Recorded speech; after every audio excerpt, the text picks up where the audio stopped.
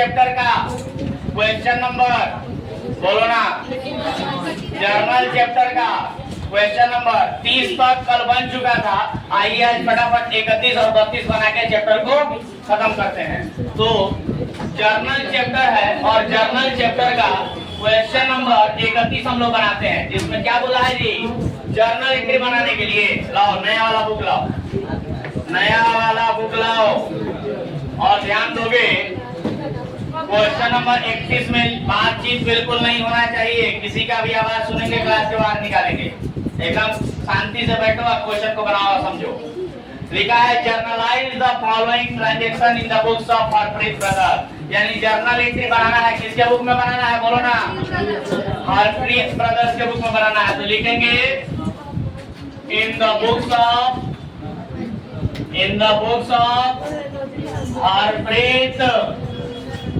Harpreet brothers, यही है ना। क्या बनाना है, जर्नल एंट्री बनाना है। तो जर्नल एंट्री का सबसे पहले फॉर्मेट खींच लेंगे ना। तो चलो जर्नल एंट्री का फॉर्मेट ये रहा आपके सामने।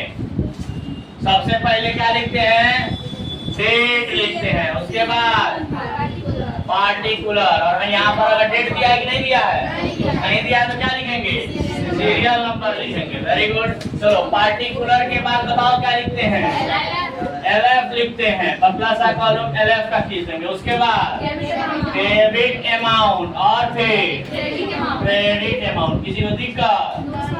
चलो तो शुरू किया जाए। बताओ पहला ट्रांजैक्शन क्या लिखा है, पहला ट्रांजैक्शन क्या लिखा है, किसी को नहीं मिल रहा है।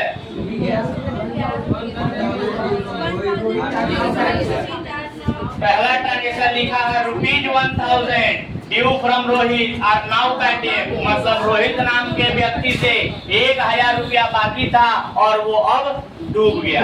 तो 1000 रुपया डूब गया ना, तो 1000 रुपया डूबने का एंट्री करेंगे कि नहीं करेंगे? तो बोलो 1000 रुपया डूबने का एंट्री बताओ। जब पैसा डूब जाता है तो उसको क्या लिखते हैं, बैड डेब्ट अकाउंट, डेबिट और टू डेटर अकाउंट, डेटर जो भी हो।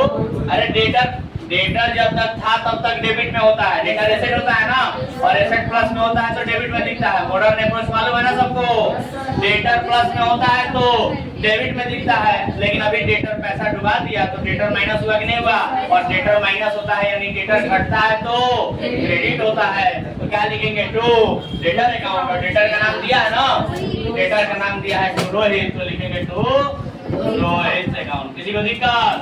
और यहाँ पर नरेशन लिख देंगे क्या, पेइंग करके लिख देंगे 1000 कोई दिक्कत? 1000 रुपया था ना। चलो तो पहला ट्रांजैक्शन हुआ क्या। चलो दूसरा ट्रांजैक्शन बताओ क्या लिखा है, बताओगे दूसरा ट्रांजैक्शन। 2000 रुपए का माल, goods worth ₹2000 were used by the proprietor. Proprietor का मतलब मालिक, प्रोप्राइटर का मतलब मालिक, ऑनर के द्वारा 2000 रुपया का सामान यूज कर लिया गया, तो खुद के लिए यूज किया गया ना, तो उसको क्या कहते हैं, ड्राइंग कहते हैं। ड्राइंग को क्या लिखते हैं, ड्राइंग अकाउंट, डेबिट, बोलो ना जी, अरे बोलते क्या नहीं हो, drawing account, debit, to goods निकाले हैं ना, गुड्स निकालते हैं तो क्या लिखते हैं, बोलो क्या लिखते हैं, परचेज अकाउंट। खाना वाना खा के नहीं आए हो तुम लोग? नहीं सर, भूख लगा। पेइंग करके नरेशन लिख लेंगे 2000 रुपए। कोई दिक्कत? रात का कुछ बचा हुआ नहीं था, चाय के साथ बसिया रोटी खा के आ जाते नहीं। अब ना स्टैंडर्ड बढ़ गया है। सही पूछना अपने चाचा लोगों से या पापा लोगों से कि वो लोग बचपन में पढ़ते थे तो क्या खा के जब जाते थे।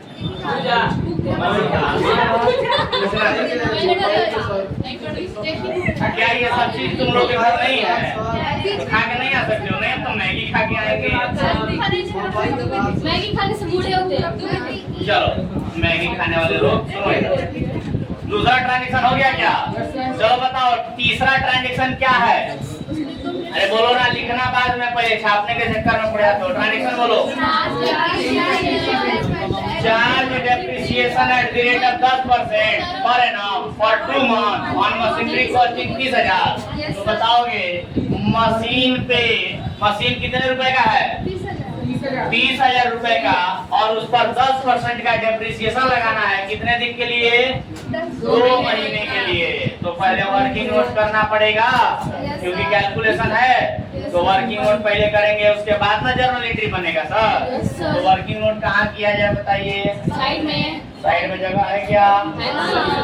आइए एडजस्ट करते हैं थोड़ा सा, यहाँ लिख दें वर्किंग नोट नंबर 1। क्या लिखे? मशीन कितने रुपए का है? 30,000 रुपए का। दिखाई दे रहा है? बोलो। 30,0000 रुपए का मशीन है, कोई दिक्कत? चलो बताओ डेप्रिसिएशन कितना परसेंट? डेप्रिसिएशन कितना percent? At the rate of 10%। लेकिन 2 ही महीने का ना, तो फॉर 2 मंथ। कोई दिक्कत? तो बताओगे यहाँ पर कि सर 30,000 रुपए का मने कितना परसेंट? 10% माने 10/100 इंटू 2 महीना ना, तो 2 महीने का मतलब 2/100। एक साल में 12 महीना ना। जो डेप्रिसिएशन हम लोग निकालते हैं वो 1 साल का निकलता है, लेकिन हम लोग को कितना महीने का निकालना है? 2 महीने का। तो 2/12 समझ गए बात? 3 महीने का निकालना होता है तो 3/12, 4 महीने का तो 4/12, 6 महीने का तो 6/12, 9 महीने का तो 9/12। समझ गए बात? चलो बताओ कितना आएगा? इसको घटाओ तो इसको घटाओ कितना आएगा? ये देखो, ये 2 0 से 2 0 काट दें। आई 2 6 12 कट गया। आई फिर कटेगा क्या? ये देखो ना 6 5 30 कट जाएगा क्या? 6 5 30 कट गया। अब देखो यहाँ पर 5 पर एगो 0 अभी बचा है, तो 5 पर एगो 0 बचा है इंटू ऊपर कितना बचा है? फिर से 10 बचा। ऊपर और कुछ बचा है और नीचे कुछ बचा है? खत्म हो गया। कितना है? 500। 500 रुपया क्या आया? डेप्रिसिएशन। समझ गए बात? तो अब बताओ डेप्रिसिएशन मशीन पर 500 रुपया लगाना है ना, तो एंट्री क्या करेंगे? Depreciation account. Depreciation account debit to machine account. समझ गए बात? बोलो ना जी। नरेशन लिखोगे क्या? बीइंग करके depreciation charge on machinery at the rate of 10% पर 2 मंथ नरेशन लिख लेना। कितना रुपया? 500 रुपया। कोई डाउट किसी को? आराम से समझ में आ रहा है? चलो तो अब लाइन को घेर देना है। चौथा ट्रांजैक्शन बताओगे? चौथा ट्रांजैक्शन बोलो। Provide interest on capital of ₹1,50,000 at 6% पर एनम फॉर 9 मंथ। फिर से कैलकुलेशन। तो एक काम कीजिए, अब चूंकि फिर से कैलकुलेशन आया है और जगह की कमी है, इसलिए आप लोग फटाफट जितना लिखे हैं उतना लिख लीजिए, ताकि इसको मिटा के हम बाकी का कैलकुलेशन करें। या बाकी का कैलकुलेशन हो जाएगा? डायरेक्ट यहाँ पर लिखते हैं, देखो ना हो जाएगा। यहाँ पर वर्किंग नोट नंबर 2 कर लें। दिखाई दे रहा है? बोलना जी।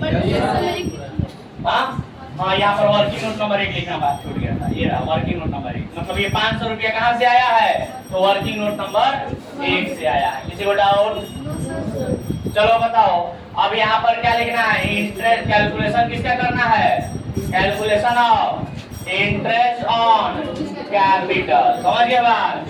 तो बताओगे कैपिटल कितना रुपया है? अरे बोलो ना भाई। 1,50,000 रुपया। तो लिखेंगे 1,50,000 रुपया का कितना परसेंट? 6%। तो 6/100 कितना महीना के लिए? 9 महीने के लिए 9/12। समझ में आ रहा कैलकुलेशन? बहुत भारी लग रहा है?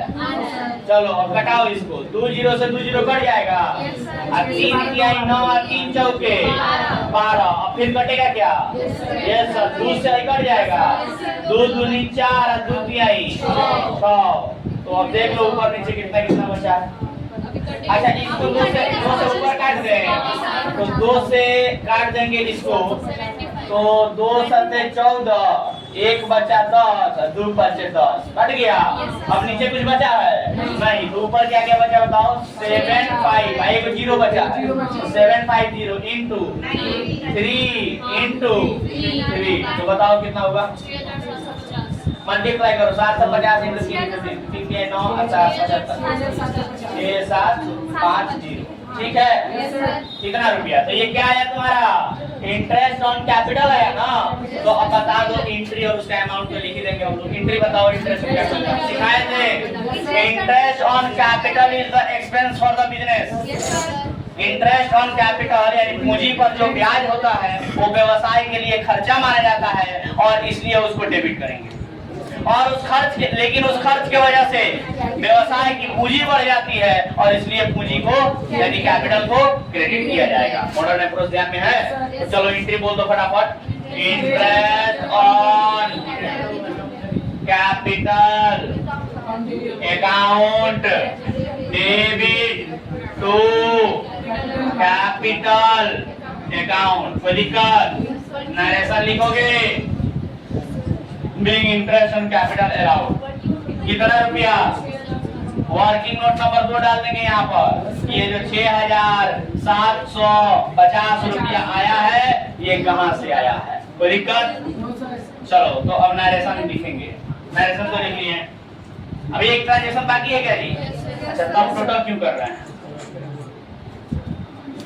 एक ट्रांजेक्शन बाकी है लेकिन जगह नहीं है हमारे पास।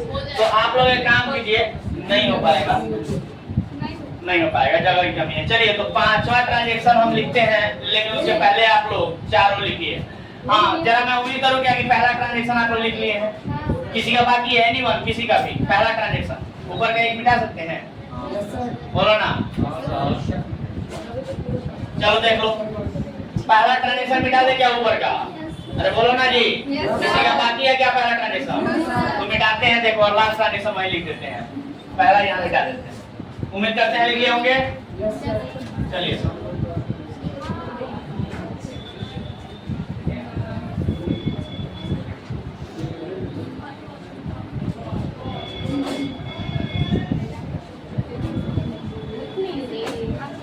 तो 5वां ट्रांजेक्शन लिखा है। देखो क्या लिखा है 5वां transaction. Rahul who owed rupees 2000 रुपया। क्वेश्चन पर फोकस करो सभी लोग। राहुल हु ओड रुपीज 2000 रुपया बिकम्स इंसॉल्वेंट। यानी राहुल नाम का एक व्यवसायी है, राहुल नाम का एक व्यवसायी है, राहुल नाम का एक व्यवसायी है जो इंसॉल्वेंट हो गया, मतलब दिवालिया हो गया। और ए फाइनल डिविडेंड ऑफ 60 पैसा इन अ रूपी, यानी कि 1 रुपया में 60 पैसा जो है इज रिसीव्ड यानी प्राप्त हुआ। 1 रुपया में कितना प्राप्त हुआ? 60 पैसा प्राप्त हुआ फ्रॉम हिज एस्टेट यानी उसकी संपत्ति से। तो कहता है कि राहुल नाम का एक देनदार था हमारा, जिसने हमसे कर्ज लिया था। कितना रुपया? या तो कर्ज लिया था या तो उधार में खरीदा था सामान, तभी ना वो देनदार था। तो वो 2000 रुपया, कहने का सिंपल मतलब ये है कि राहुल नाम के व्यक्ति से 2000 रुपया हमें लेना था, ठीक है। लेकिन वो इंसॉल्वेंट हो गया, मतलब दिवालिया हो गया। वेरी गुड, समझ में आ रहा है? वो दिवालिया हो गया लेकिन कुछ पैसा मिला। कितना मिला? 60 पैसा इन ए रूपी। इन ए रूपी माने 1 रुपया में 60 पैसा। तो 1 रुपया में कितना पैसा होता है टोटल? 100 पैसा। तो 100 पैसा में 60 पैसा मिला, यानी कितना परसेंट हुआ ये? 60%। क्या इसको हम लोग परसेंटेज में बोल सकते हैं?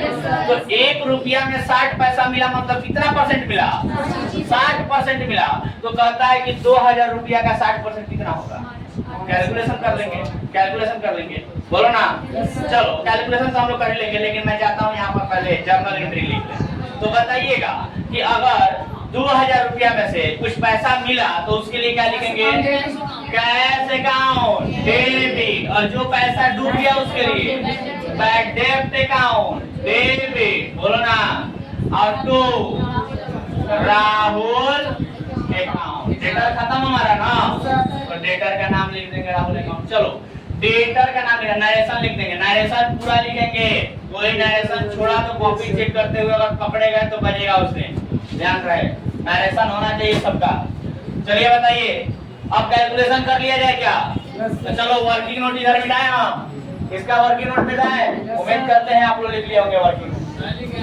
चलो नहीं लिखे हो?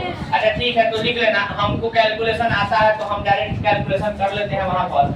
कि 2000 का 60 पैसा मिला है, यानी 60% हो गया 2000 का 1200 रुपया। तो 1200 रुपया मिला तो उसके लिए कैश अकाउंट डेबिट 1200, और 2000 में 1200 मिला यानी कितना डूब गया, 800 डूब गया टोटल मिला के 2000। लेकिन हाँ ये तो हम यहाँ लिख दिए, लेकिन वर्किंग नोट करना जरूरी है। तो जल्दी से इस वर्किंग नोट को कीजिए, इस वर्किंग नोट को पहले लिखिए ताकि हम वर्किंग नोट उसके लिए यहाँ पर लिख दें।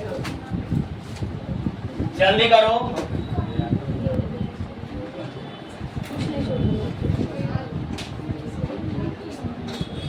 जल्दी करो।